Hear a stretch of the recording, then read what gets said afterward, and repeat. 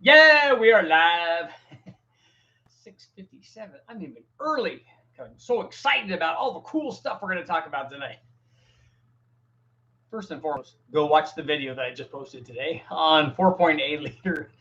Excuse me, the 4.8 liter. Make sure to go watch that. It's about ostensibly it's about gearing and high stall speed torque converters, and basically does a 4.8 liter with a cam when we lose low speed power with that kind of combination.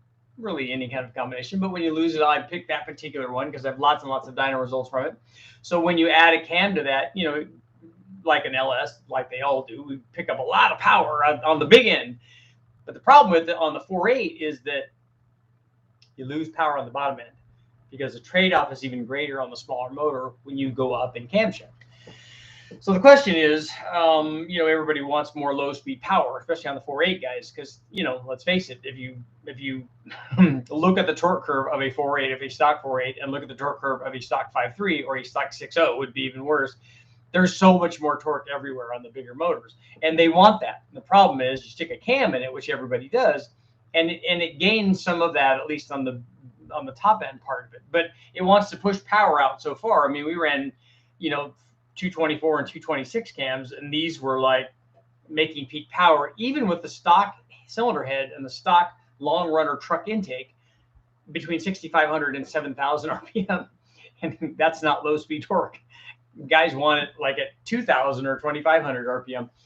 But the answer, I think, is, and guys can let me know, because being on the engine dyno doesn't afford me like a back-to-back kind of test of this sort of thing. It stands to reason, and guys have done it in the past.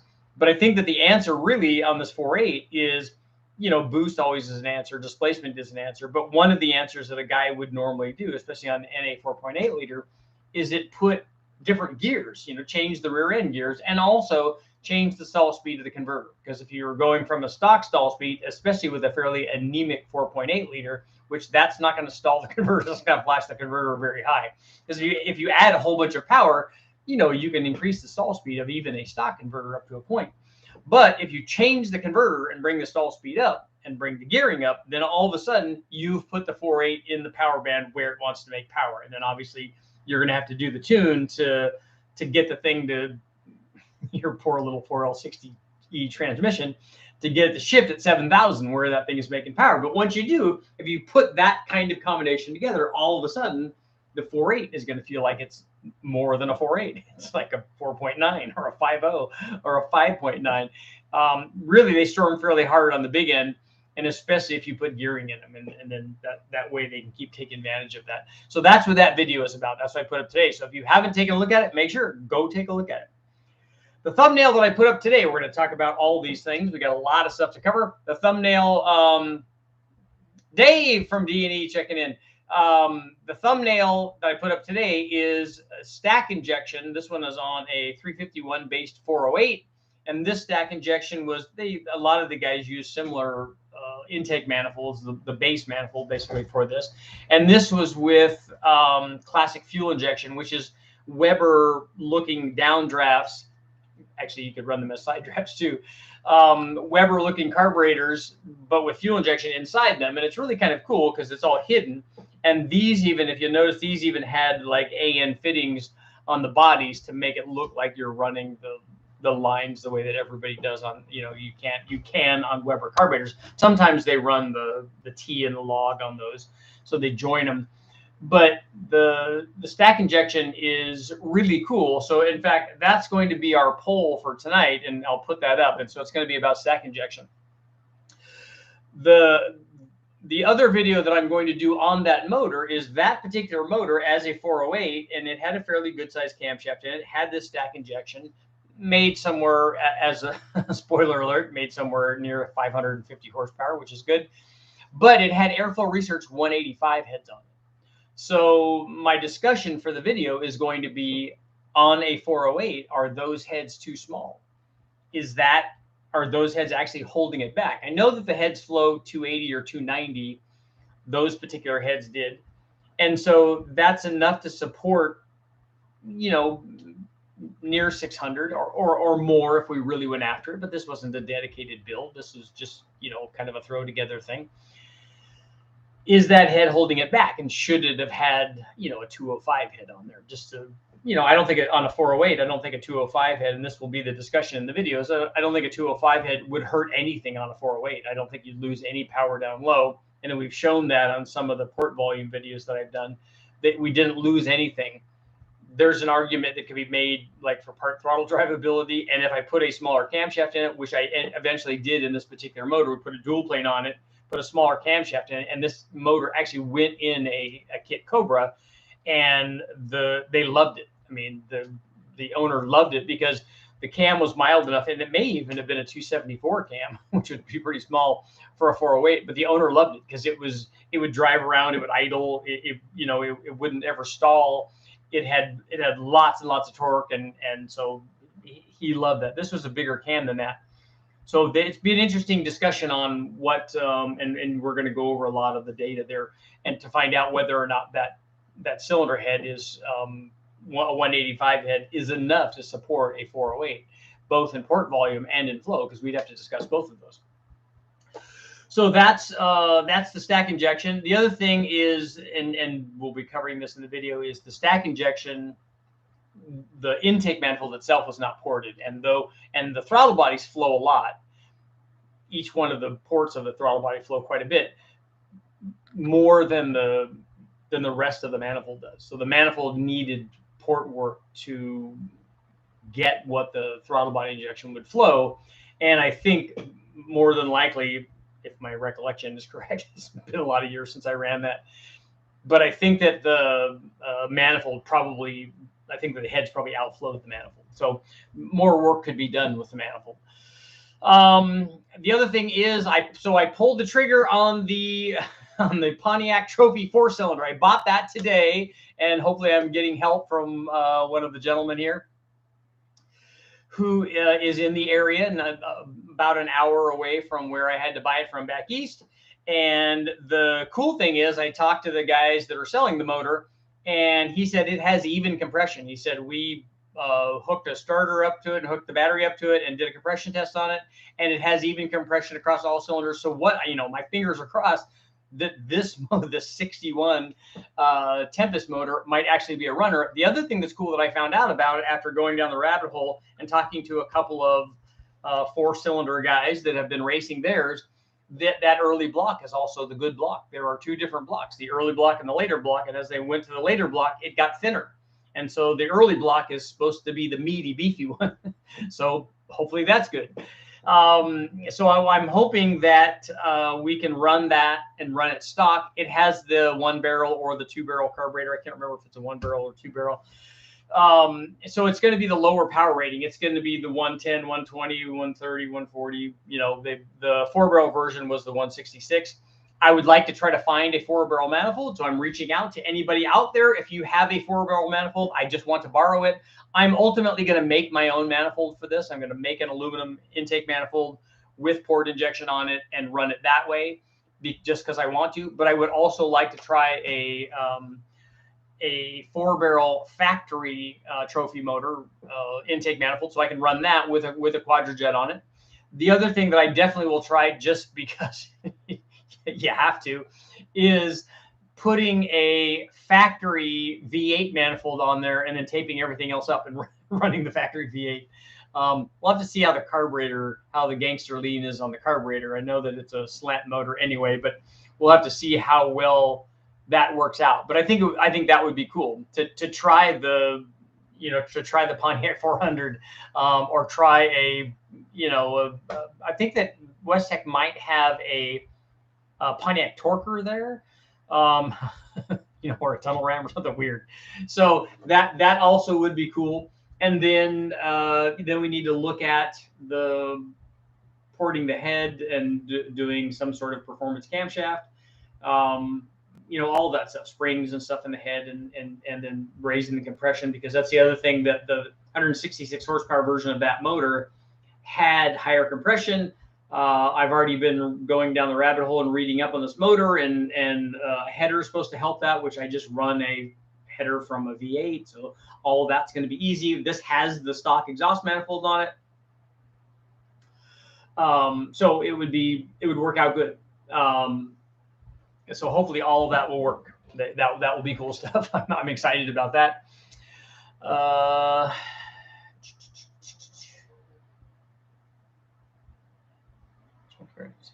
Let's see. So we got the stack injection, the Pontiac 4-cylinder. We got the video that we put up today.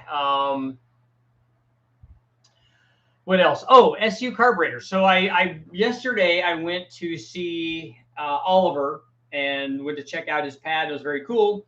Picked up the flat top Hitachi SUs for a 73, 74. They would have been on like a 260Z or a later 240, and pick those up because those have a bigger flow orifice. For what we're trying to do is maybe I'm going to replicate the crown turbo manifold that they attached to the carbureted versions of the L series motors, L24 and L26, and attach it to that.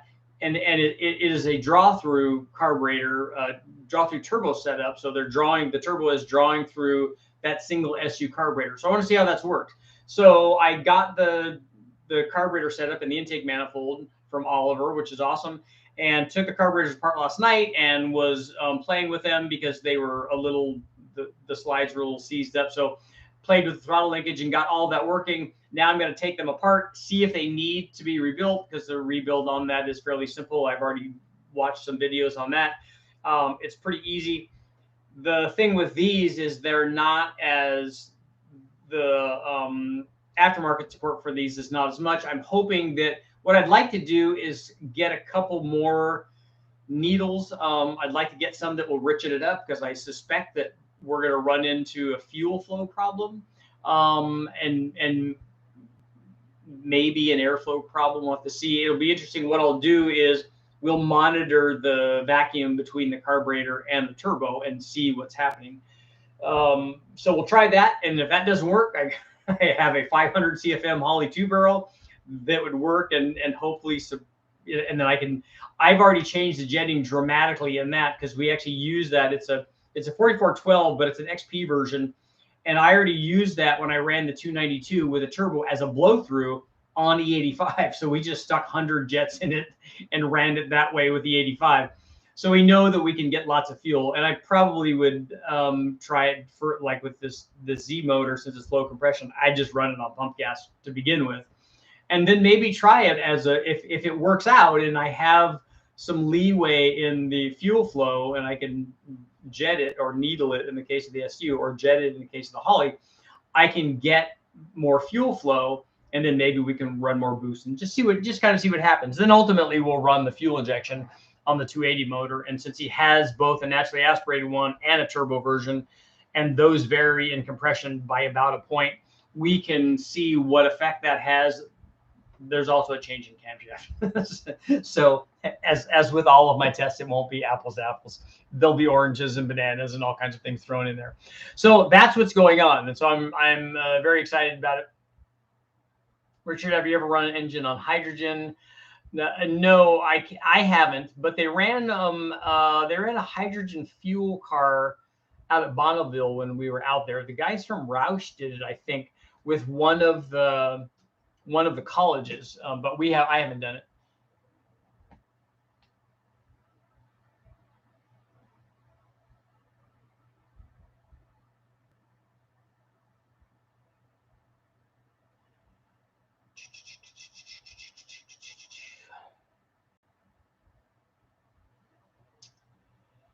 Let's see.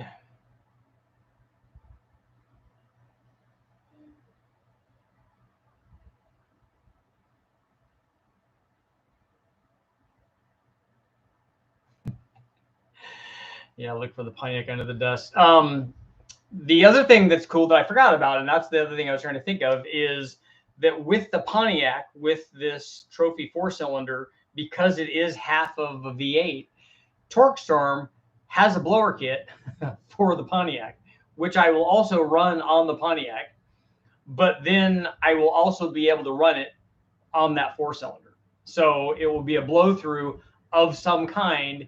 It would be cool to run the factory 4-cylinder or I could run it fuel injected, but it'd be cool to run it as a blow through carbureted deal because that would be more kind of period correct, even though the torque storm itself is not period correct. But it would be cool to run the blower on the little 4-cylinder.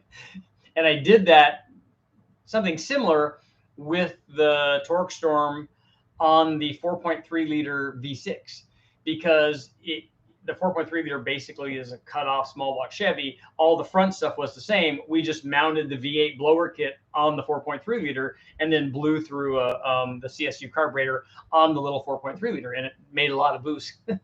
But it did make good power, so it worked out really well. So I'm hoping that we could do that on the little 4-cylinder. Little, I say little.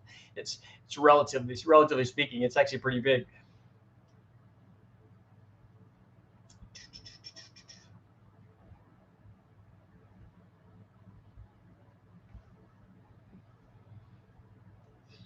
From 3.5 to 5 liter motor, you would need 2 SUs NA. What size SUs do you have? We have the factory 74 260Z SUs. The 408 does not belong at LeMANS. It belongs in the 1966 LeMANS. Nice.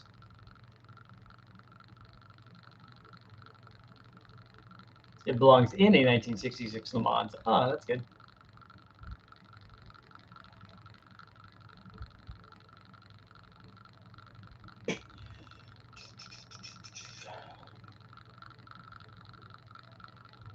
So let's scroll back here. First time here, Tyler. Thanks for coming. I want to build an 800 horsepower junkyard. And what would you suggest for LS budget? I don't know about costs, if that's what you're asking. We could tell, almost everybody here now could tell you about how to do it. Racer D, I'm on the west side of Mississippi River, so I am in the west.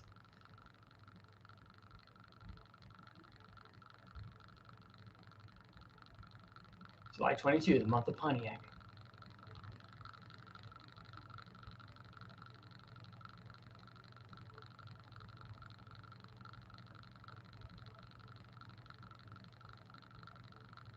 You, sir, are no gentleman. Let's see, news stream for this one. Can't miss Richard talking about ITBs. Yeah, those work very well. I really like the performance of those things. We ran them on a bunch of different motors. Tom, the guy that used to work at Westech, made some intake manifolds, welded them up for, I think he did one for a Hemi, a Gen 3 Hemi. Also did a cool cross ram one for an LS that we ran those things on. And they both worked very well. Like we got really good dyno results. Can you put a 5.3 crank in a 4.8? Yeah, except that if you have a 5.3, just have a 5.3 already, because it's not going to do anything to the 4.8. The 4.8 is the same block, so it's the same bore as the 5.3. The crank and rods are different on the 5.3. They both share the same compression height piston, so you can swap the pistons.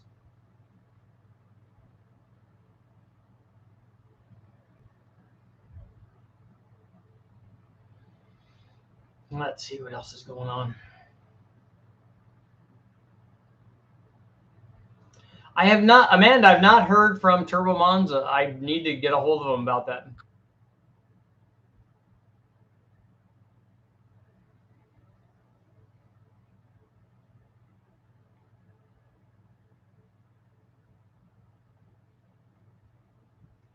Would you let me send you a mild 1.4 liter Kent sometime? It's a pushrod 4-cylinder made strictly for racing, estimated 140 horsepower.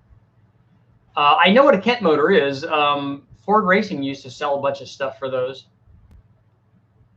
Did they use those in Formula, in little Formula cars? Like not Formula 2000s, because I think that was a Pinto motor. But they use those Kent motors in some sort of spec class.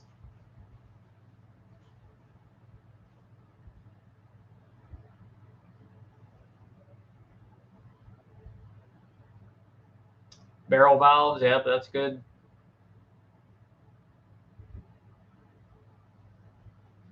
Do you think I can make 800 horsepower out of an LS for 3,000? Well, it depends on all of what you're including in that. You could get most of the stuff for about $1,000, including the motor.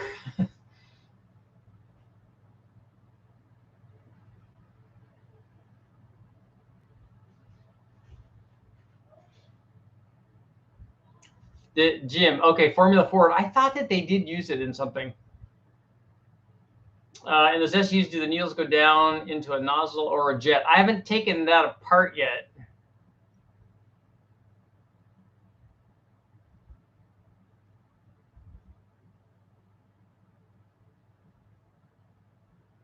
And the springs are different than the earlier SUs too. Where did you get your engine? Yeah, I found it on eBay. Would be better for a low ram or high ram for off-roading. If you want low speed power, you need long runners, not short runners.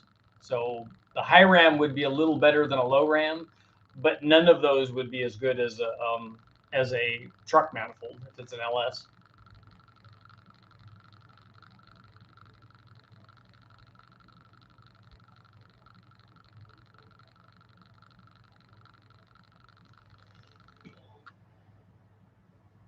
Chevy 4 would be nice. Try to modify an LS engine to fit it.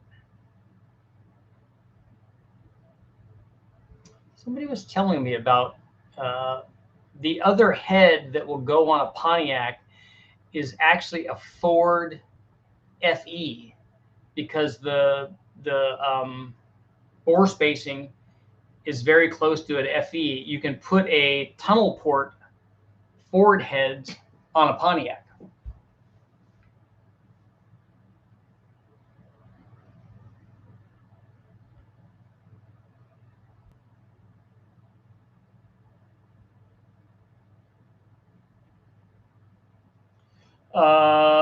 Woos, don't, when you ask a question, don't use the word thoughts ever, because I don't want to answer that. That sort of open-ended question is not going to do well here. Ask a specific question and I will answer it. I am going to do nitrous on an 8.1. I'm just going to do a single fogger in front of the throttle body going into the manifold. If you did port injection with nitrous, you have to have really small jetting unless you want to add like a ton of power to it. And then the amount of nitrous that you supply to the motor is going to dictate how much power it makes.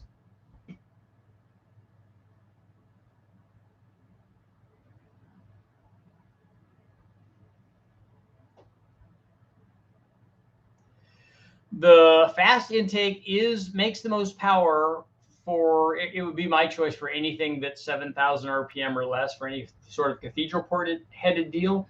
But a fast actually loses power down low compared to a truck or a Trailblazer SS. So if rock crawling or something is the thing that you're trying to do, a longer runner one would be the way to go.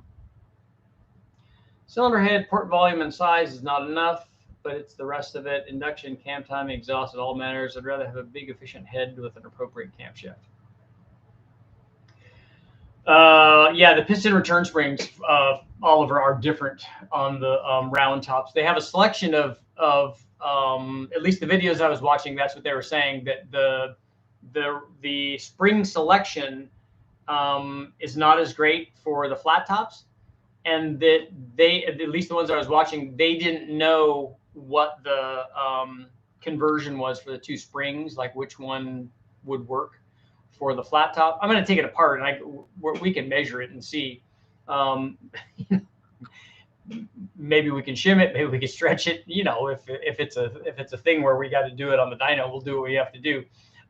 We've even sanded down the needles, the rods, so you know all of that stuff is possible. We won't know what it's going to do until we test the carburetor and make sure the carburetor works, which I think it will, but we won't know what it'll do until we run it as the draw through.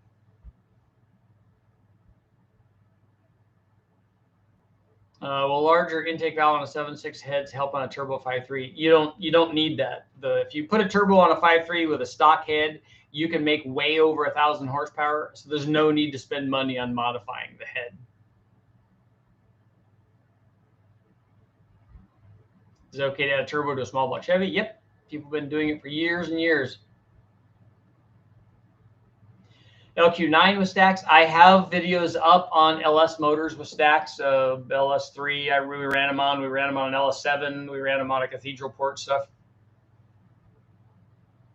They make good power. The problem with stack injection is that getting them synced, like the idle low speed drivability is the hardest part with stack injection. The wide open throttle stuff is very, very easy.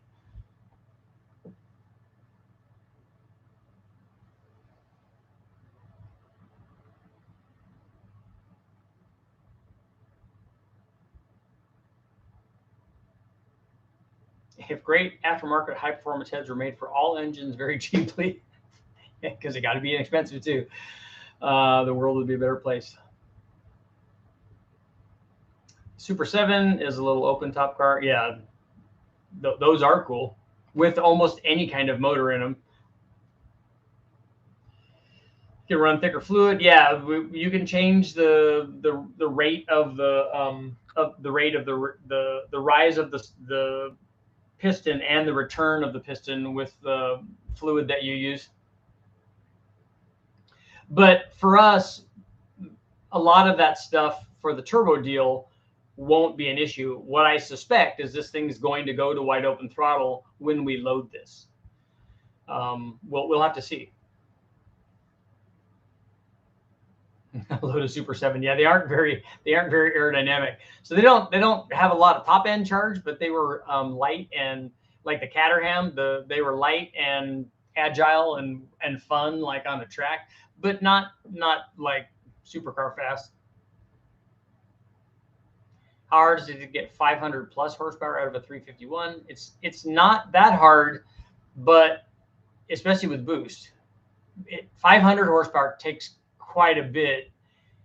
That's a lot easier with a stroker version of that, but you can do it. You just have to put enough. A 500 horsepower 351 is not going to be like supremely drivable.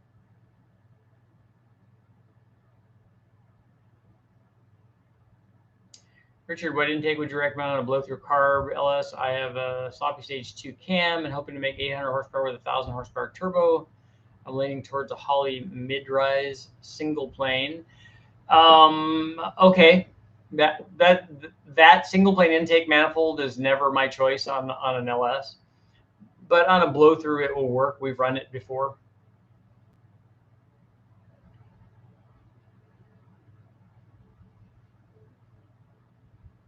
It'd be awesome to watch. I think it would be the first to be documented. I haven't found any videos where a guy has run that and shown what it's done. Like he hasn't taken his, what I was hoping for, even if I didn't have any dyno results on the Z thing, is there are startup videos and you can hear the turbo and you can watch the piston move up and down on the SU because you're looking in, which is kind of cool.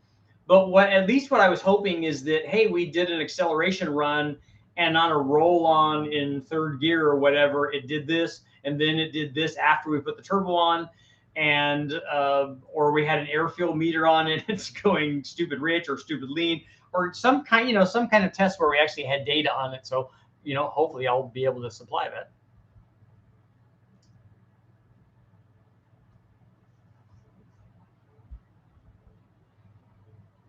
I think when I did the top end kit on the 351 from the wrecking yard, it made like 450 or 460. It had a pretty good sized cam in it and ported heads and a good intake manifold. I have a 400 small block with 509 casting number. It's a 2-bolt main. Is it worth building? Yes, a 400 will make good power.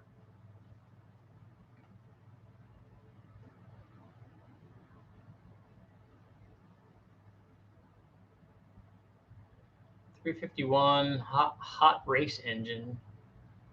A turbo will make more average power than the Vortec will, especially if you're limiting it at 10 pounds. So you'd have 10 pounds through a lot more of the RPM range. You'll only have 10 pounds with a Vortec or any kind of centrifugal blower. You'll only have 10 pounds at the top.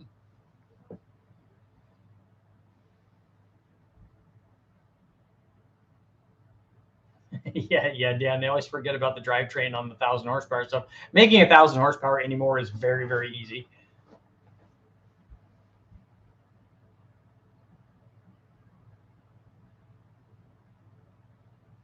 Yeah, foreign. I've seen guys make And a lot of, I've seen guys make like a pass on the dyno, like they make a run on a chassis dyno, but it never shows the screen. It never shows the boost. It never shows the RPM. It doesn't show anything. Sometimes the video is just aiming down at the ground like randomly, like the guy's has it on the strap and it's carrying it over his shoulder and he's just walking around with it. You can hear the engine running in the background, but you're like, look, show us something. Show us the exhaust glowing. Show us a power number. Show us something. Ideally, show us while it's happening. Show us what's happening with the dyno run. Does a 1970 factory Ford 460 benefit from a split duration camshaft that favors higher duration on the exhaust? Yes. I have a 545 230 duration. The motor needs more mid-range. Any camshaft advice? It's 230 at 50 and 545 lift. What is the rest of it? What is the intake manifold and what are the heads and what is the compression?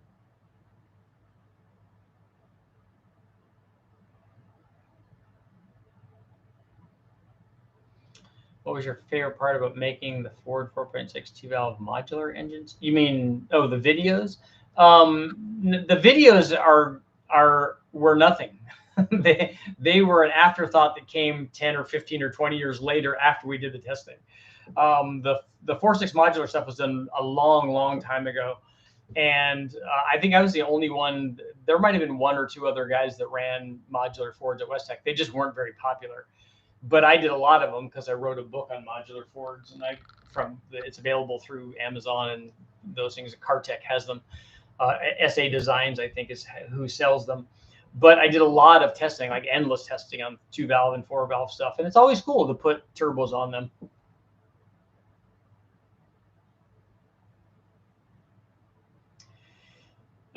Dan, you should see the tricks I need to do to get a G50-50 tranny to reliably take 700 horsepower in the 930. The nice thing, though, is that's an inexpensive transmission.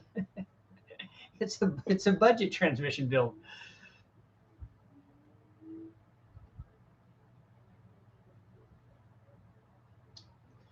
So Dan has a 930 and a 996 GT2. Is your 930 like a slant nose or is it the OG one?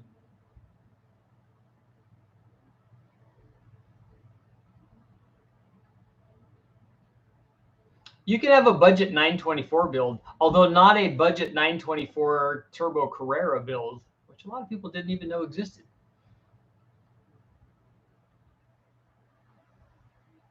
It is a slant nose 930. Wow. Gold chains and everything. For 7,000 RPM 408 small block Ford, would you recommend AFR 225? If you're really wanting to make power at 7,000, then I would go with the bigger head.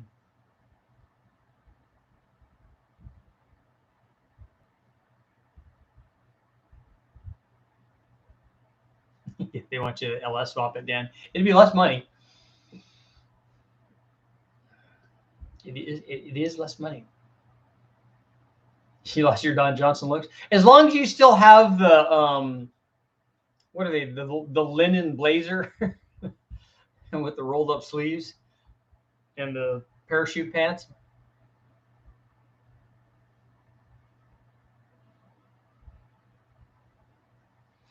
Yeah, budget 914.6. That's not going to qualify.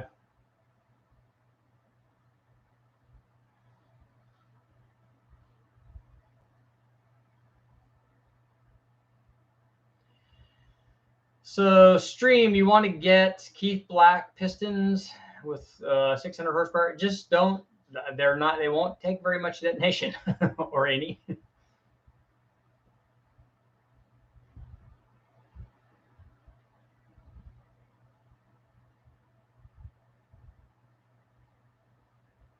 Yeah, and an original 914.6 that's already a big money carb.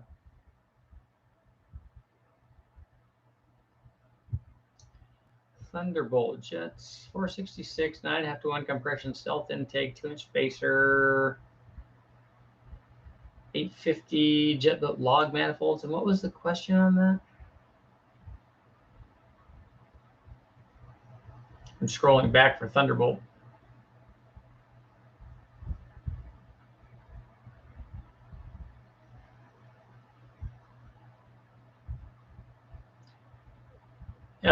Yeah, the thing I'd be worried about on camshaft that's in a boat application is that you have to worry about reversion on the water exhausts. So that's probably why they went with a single pattern cam.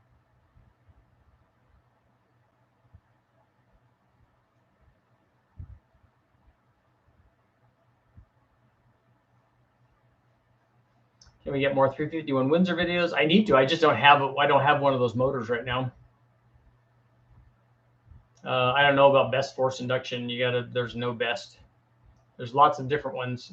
Vortec makes stuff. Torque Storm makes stuff. Depends on what kind of power level you want. ProCharger. There's Roots blowers for them. There were EFI blowers for them too, for the EFI versions of that 351. Is building a Turbo Hydro 400 still the cheapest transmission to build for high power? I think so. It would depend on like what's high power anymore. The problem is that it's so easy to make power that it's pretty easy to get into like real money for transmission stuff that will handle that.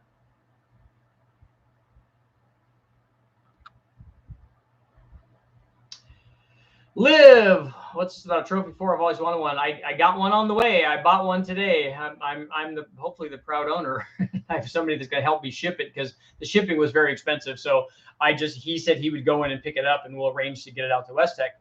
But it's the half of the 389 Pontiac. So and they said that they had compression all the holes. So what I'm hoping is that it's a runner, so I could put it on the dyno and actually run it in stock trim. It has a stock exhaust and stuff. And then the cool thing is a lot of the Pontiac stuff just fits. There's different heads that I could put on. I could put, with the right valve pocket which I would want to change the pistons ultimately anyway, because we want to put forged pistons on it I want to run boost on it, and Torque Storm has a kit for it already. So all that's just like, it's all just coming together. I love it when a plan comes together.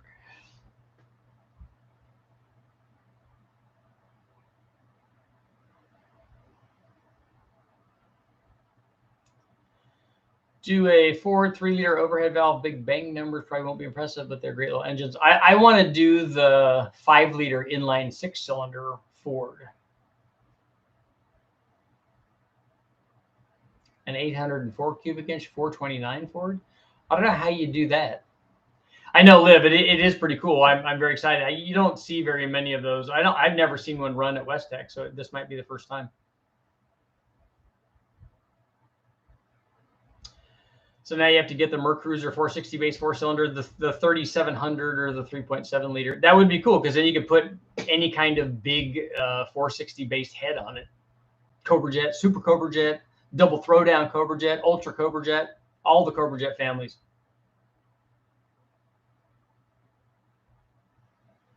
Which one do you like more? I don't even have to look at what it is. I don't like one more than the other. I like all the motors.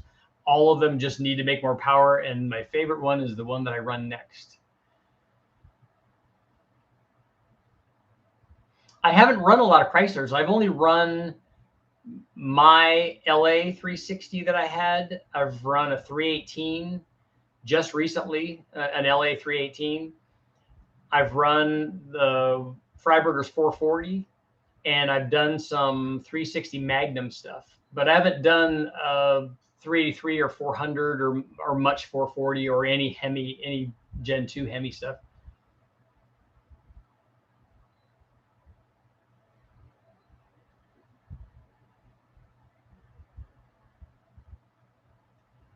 KR stroker crank raised deck straight from SVO catalog.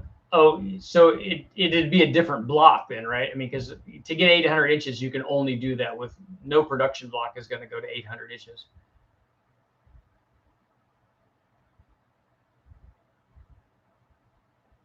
So you think Pontiac has the best heads?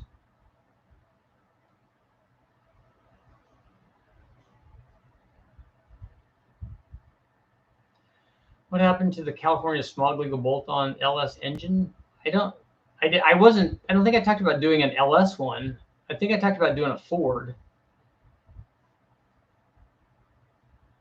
What emission stuff would be legal for an LS?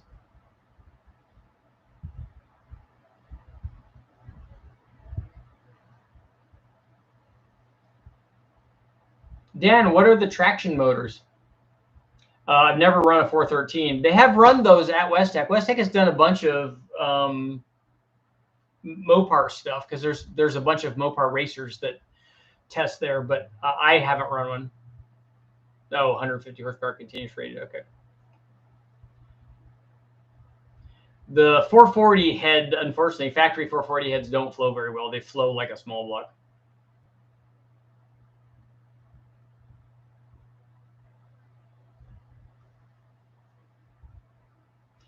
Do you consider yourself a Pontiac guy? I'm not a Pontiac guy or a Ford guy or an LS guy or whatever. I always get labeled that when I'm like when I was doing the Ford book, the first one that I wrote, 5-liter Ford stuff. I have a 5-liter Mustang.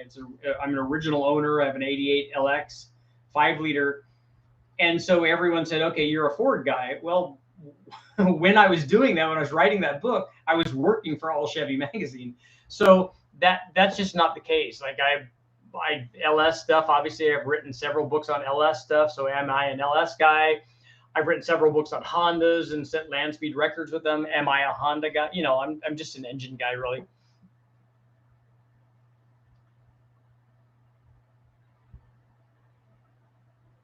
You should try and guess the Steve Morse engine power output.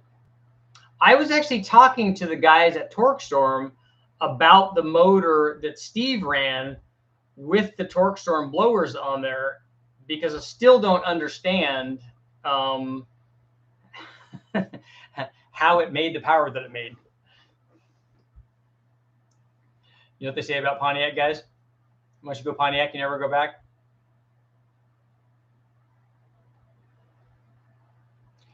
And not just a muscle car guy. I like muscle cars, but I also like imports. I like Chevy Sprint turbos. all of it is good. It's all good. All of it's good stuff. My camera, I think, is lazy.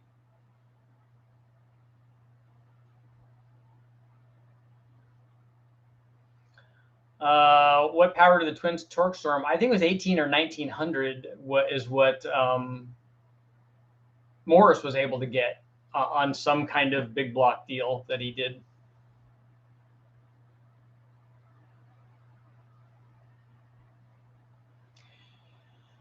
Richard, it'd be hard to find, but sweet to show up, get your hands on a 3.9-liter Jag V8 from the early 2000s Thunderbird.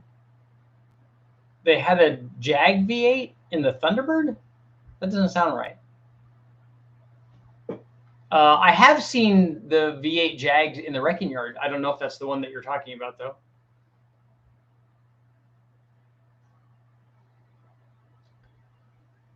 Junkyard Pontiac with a cam and springs, 5.7, a 350 that made 520 horsepower with a cam and springs. That seems kind of high to me.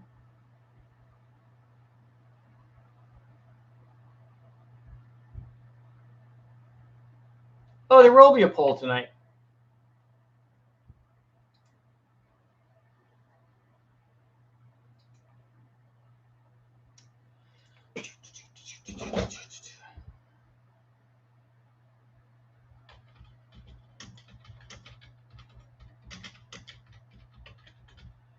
Cylinder.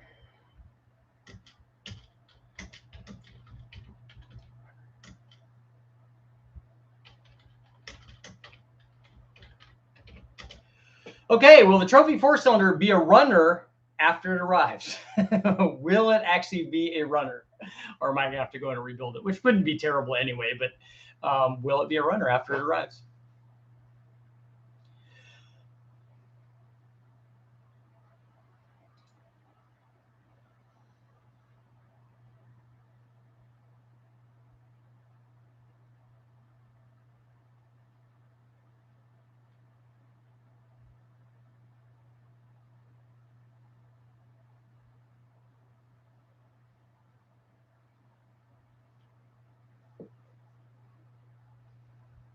That's cool stuff, Dan.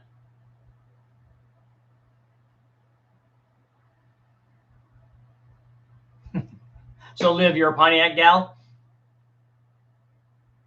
I remember when Ford owned Jag, and so that they had the Jaguar look like a Taurus. I used to give guys hard times about that. That's a really nice horse. Oh, this is a Jaguar. Well, is it really though? Is it though? It's not really. Silly camera.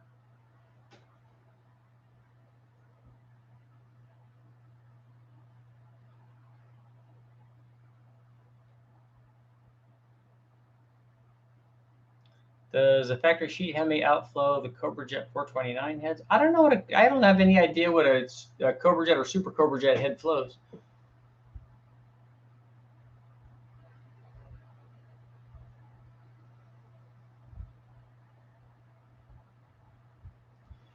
Are you fond of the movie vehicles? I like all of them. I like Kit. Lots of cool Fast and the Furious cars, actually. Um, the early Skyline was cool. Cool. There's lots of cool ones that are like just have kind of cameos that are in the crowd scenes and stuff. The Australian Falcon.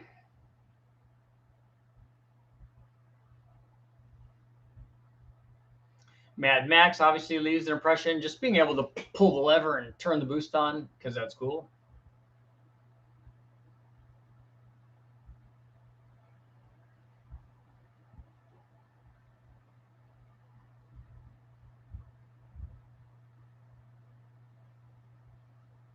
Probably have to put a new set of points in it. I don't remember if it had wires on it or not, but you know, if I can't put wires on the motor, I don't deserve to run it.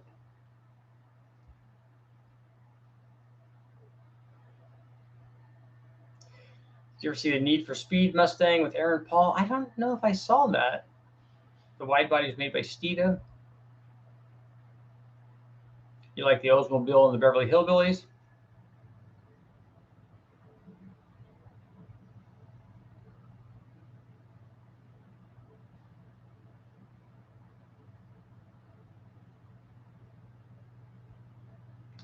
Did you see what Freiburg's Crusher Impala put down? Yeah, I was there when they were testing that on the chassis dyno. I put videos up on Facebook or YouTube when they were running. It was cool. It's a big car. I remember back when I had the supercharger on my Mustang. I remember racing a guy in an F40 and I lost.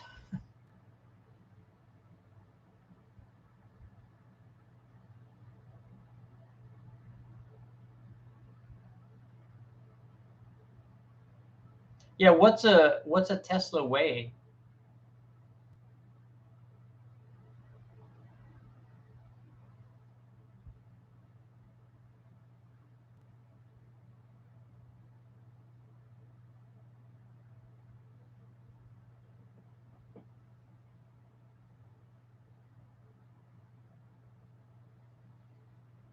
I remember being impressed by the Ferrari and the Porsche on Weird Science.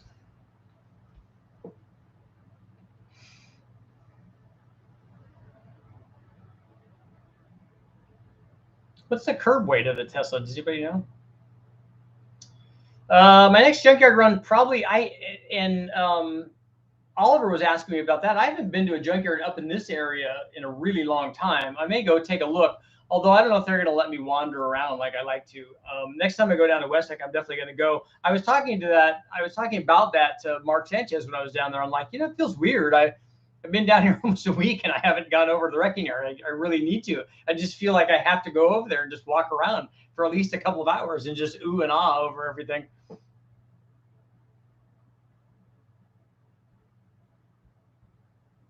Would a 12-second quarter mile be considered fast? Yeah, it doesn't matter what it is. It matters what it was, and then what you made it into.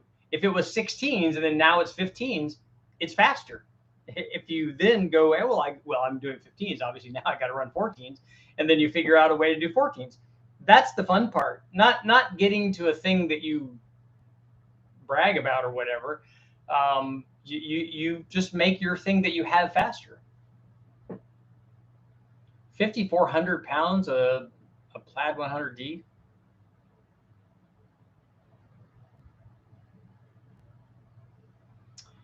You can make 520 with a cam and springs on a Dodge Hemi. I thought somebody was talking about a Pontiac on that.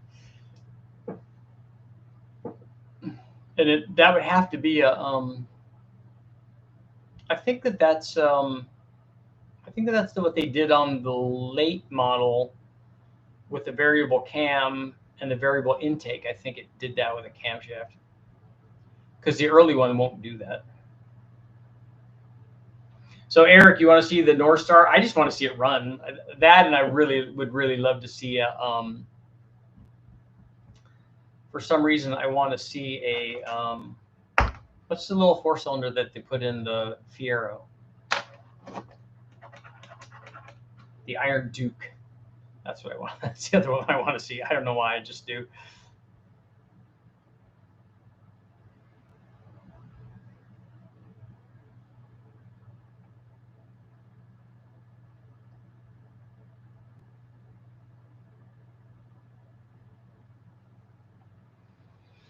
Casey, I used to I rode motorcycles for a while. I had a 500 Interceptor and a 600 Ninja and a 750 GSXR, and I was reading the things way back in the day. And I remember being amazed at how good of riders those guys were. Because a lot of the car magazine guys, and we've talked about this before, a lot of car magazine guys are not drivers.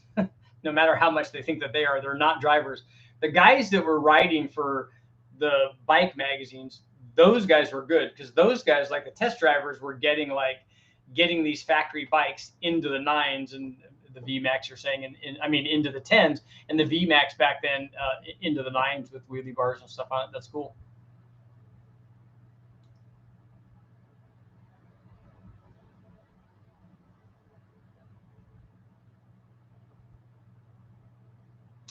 The E-Rod Chevy crate motor is a carb legal LS engine swap. That's yeah, but that's not something I can test because that's not a that's not something I can test on the dyno. And everybody already knows what that makes. So, and that thing's got to be 10 or 15 grand or something.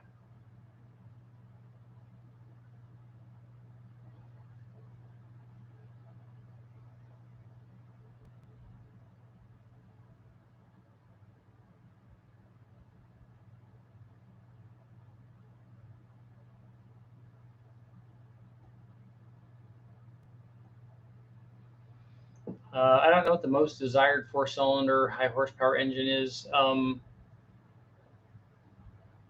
This Pontiac, I guess, is the latest one. I want to do the Big Bang on the K series.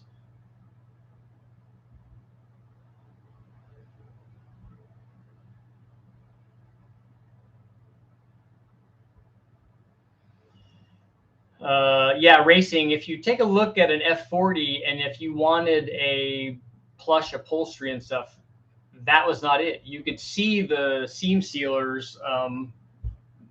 You could see the glue and stuff. It was not. All right, Liv, take it easy. It was not like a super plush Corinthian leather.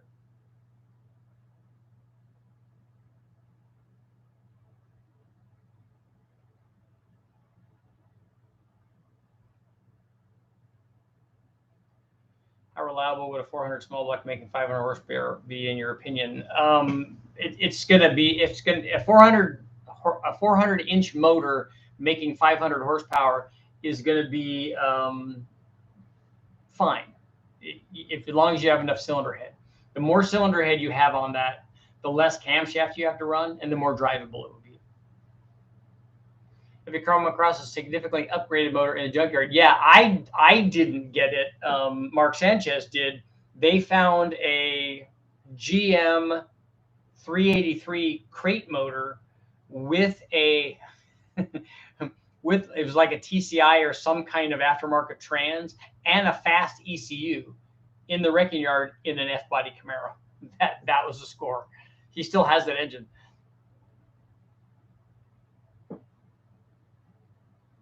If you find any Super Duty heads for the Duke, they will make great horsepower. Yeah, where are you going to find those? I don't know, Russell, what a complete K series weighs, and I don't know what you mean by complete. Is it trans? Is it flywheel? Or what is it?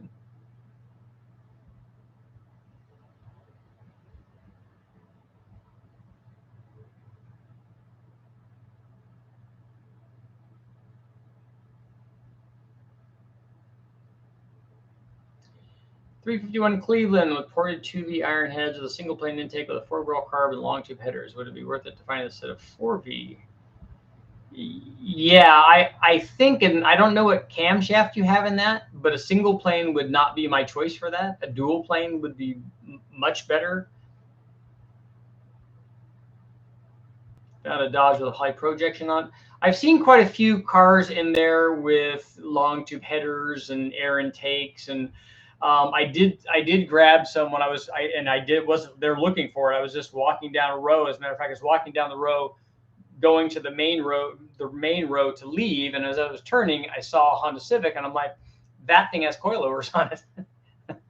I'm gonna go take those. And so I just went and bolted and took them for my Civic, and I never put them on, but I gave them to Chad when I gave him that VX.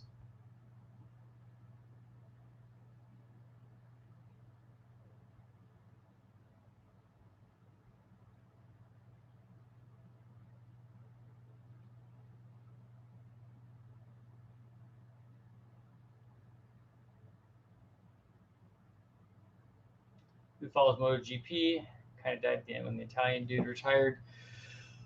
Those guys are impressive. The hydroplane racers have all the Iron Duke Super Duty stuff. Why do they run that motor in hydroplanes?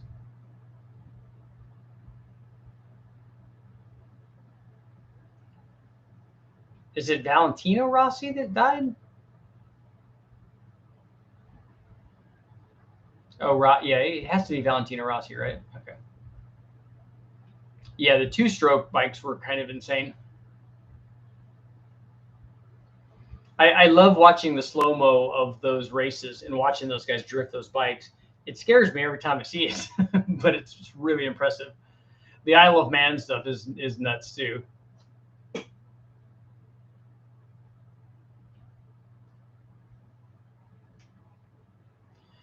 Casey, I found a complete 352 FE in the desert once. An aluminum 427 medium riser on it. Nice. And a 460 with a PI engine. Nice. Got cop tires and cop suspension. And they just run MotoGP in NorCal somewhere. Wouldn't they run that at Sears Point? How about a battle of the 340s, a 340 Buick, 340 Dodge, and maybe a 343 AMC? Actually, the guys from TorqueStorm were asking me if I had any AMC stuff, if I'd done any. I haven't done any because they make a kit for the AMCs also. I had a Pontiac book on hot rodding Iron Dukes. I have that book up here on the Super Duty Iron Duke stuff. Oh, Laguna Seca would be another one, yeah. There's a 4-cylinder class, hydroplane class. Okay.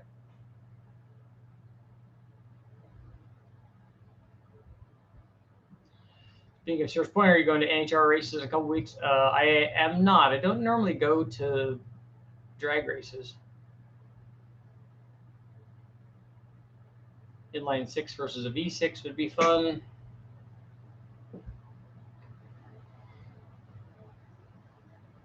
.360 Magnum with a big roller.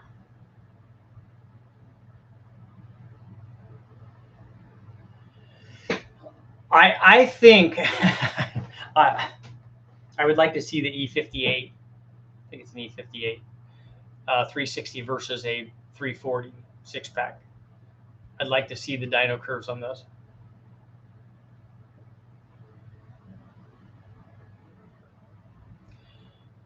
Is 100 horsepower per liter something like the test one day? I've done that a lot. I've done way over that on the smaller motors. The B16 Honda made 212 at the tire out of 1.6 liter.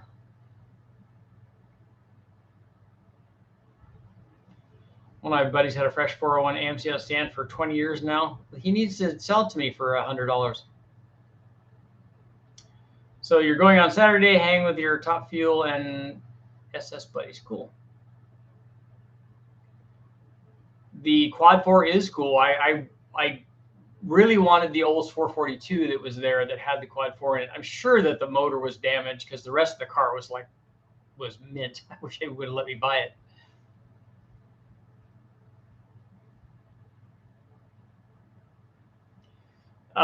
Central, the elbows actually are worth power. Take a look at the video I have up. I have testing on. I ran the elbows both NA and with the Vortec on it. The 401 4-speed javelins ran 12 stock. That seems high. I mean, it seems low. The ET seems low for a stock one.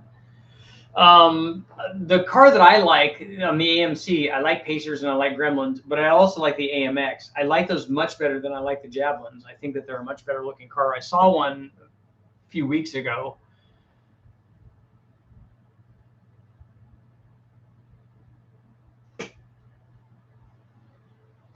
B16 212. Yeah, the 212 was at the tire in my Del Sol naturally aspirated. It was with it was when I was experimenting with the TWM IR in the intake manifold, and I was playing with runner length. And I was also playing with putting in, what got me there was putting the injectors out in front of the air stacks.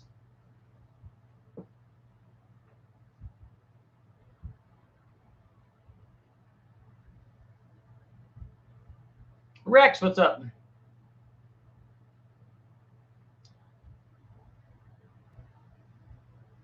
AMC Rebel, yep. I have a 250 horse quad 4. I ran in my snowmobile. That would be good.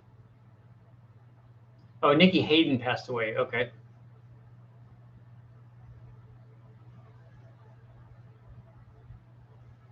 Ran 8 ATVs on my 452 FE. Those were good.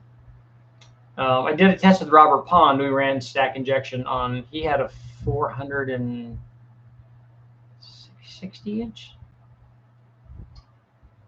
some kind of a stroker FE motor.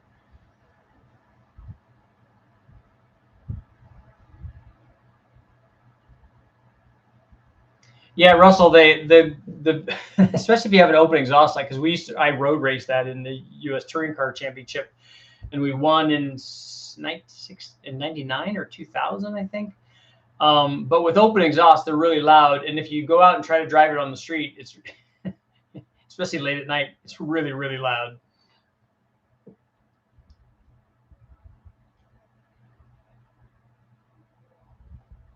An AMC Marlin, I don't think I've seen one of those.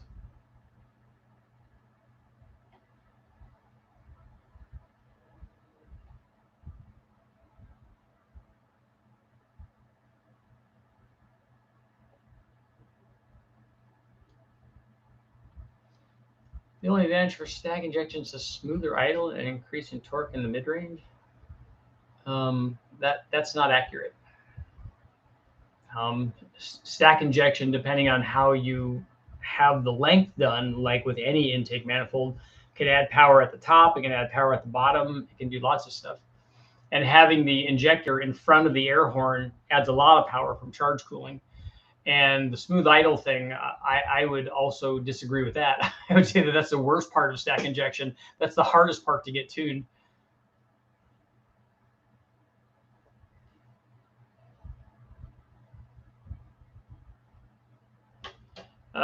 Peanut, question about compound boosting. If you blow turbo into an M90, I have that video up on where we did that on the 3800. Does the M90 only need to make a little boost? We ran it at stock boost level, so it was like 7 pounds, 6 or 7 pounds, and then we ran the turbo into it. The blower really is only in the way, but the blower is also there to help. If you took the blower off and ran the motor NA like that 3800 V6, it would not spool the turbo up nearly as good as it does with the blower on the motor, because with the blower on the motor, it makes more power, so it spools the turbo up faster. But you don't need a lot of boost from the blower. Don't spin the blower up. Just have the turbo do the work.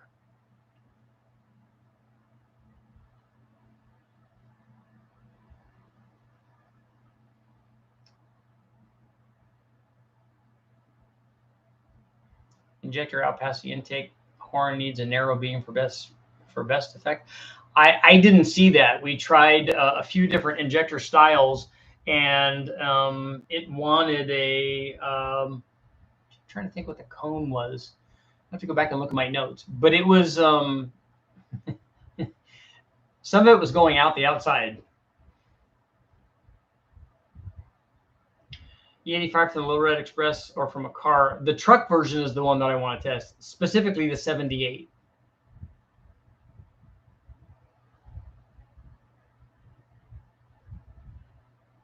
The AMC that I want to do is either a 401 or a 360.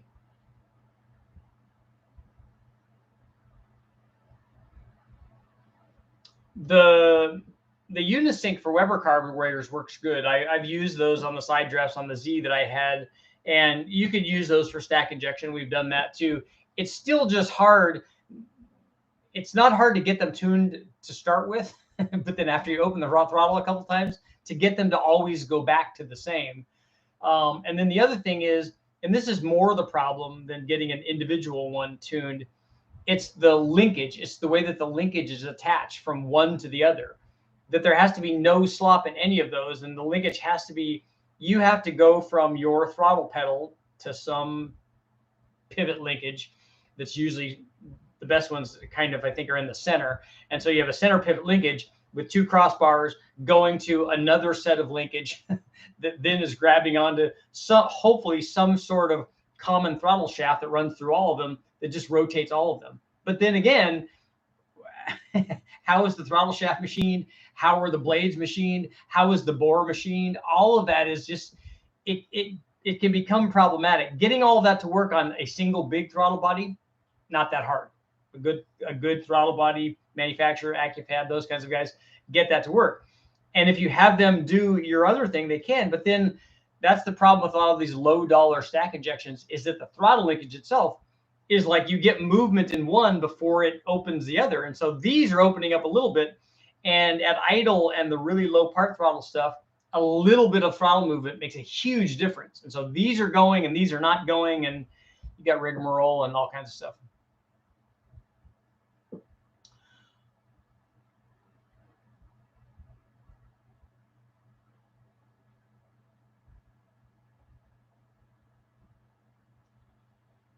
He has 5 little red express trucks. Wow. It was a 69 AMX, not the Javelin, with the higher compression version of the 390 that ran 10s in the quarter. You have to go from...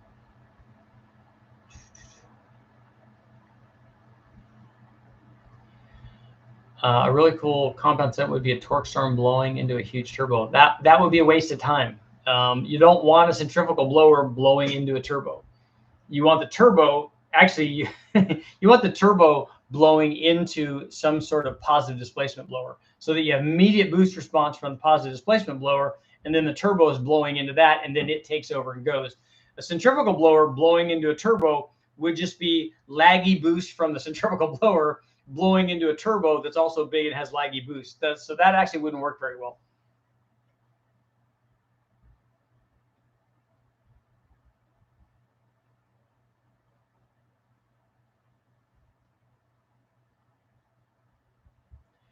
I don't have any international V8 testing in the future. At least I don't have any plan.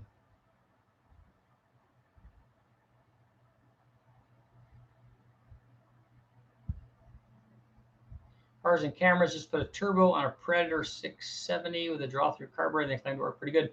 So that's the little Harbor Freight motors or whatever. What's the largest duration you recommend for an LQ9? It just depends on what you're trying to do. Just tell me how much power you're trying to make, and I can tell you what camshaft to use. And as you go bigger, you're going to have to measure piston to valve clearance.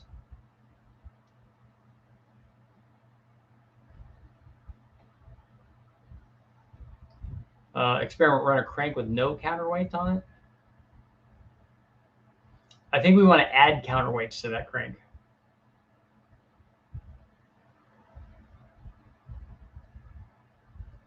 You could do a sequential twin turbo. That works good. Circle spinning internet acting like the 90s. It's not here. It's not on this side.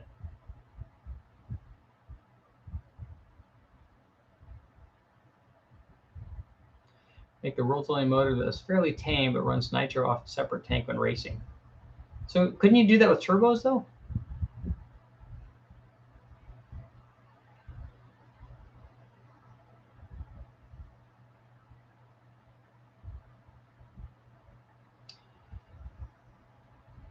Would you get back into amateur road racing? I would like to do some more road racing. I just don't have a vehicle for it right now. And over the time, it took a lot of time to go out and win that touring car championship or to race World Challenge or Bridgestone Supercar. It was all encompassing basically. Because if you want to do well, you have to constantly be working on the car.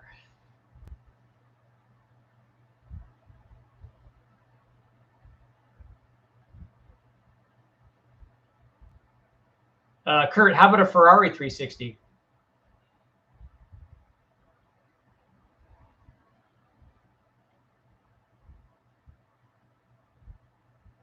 Yep, Dan, you know how to make a small fortune. I started with a very small fortune and then ended up having nothing. Actually, I started out with almost nothing and then ended up with less than nothing.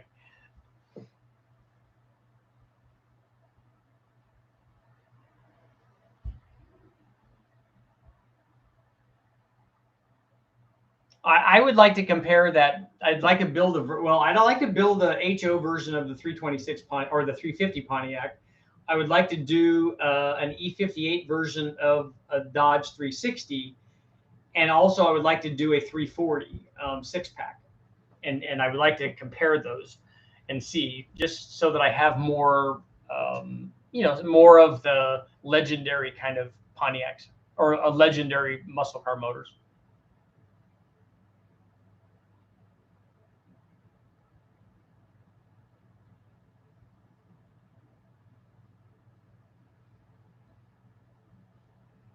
And specifically, I want the 78 E58 360 that was in that little red Express. It had the 340 cam in it. It had the right carburetor. It had the right intake. The exhaust, I don't really care that much about.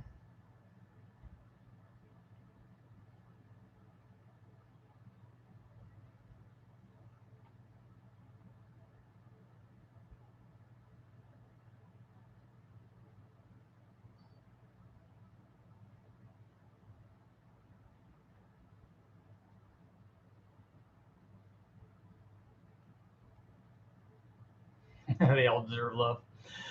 Okay, guys, I got to get going. Thank you all for showing up. Hopefully, you guys have all taken a look at the video. Go check it out and tell about like 8 or 20 or 30 million friends, because I know all you guys have people that like you. Me, I only have one fan. Ta-da! Yeah, that just happened. Thank you guys all for showing up. I will see you guys all tomorrow. 4-cylinder Pontiac trophy motor with boost, because everything's better with boost. Oh, I didn't end the poll.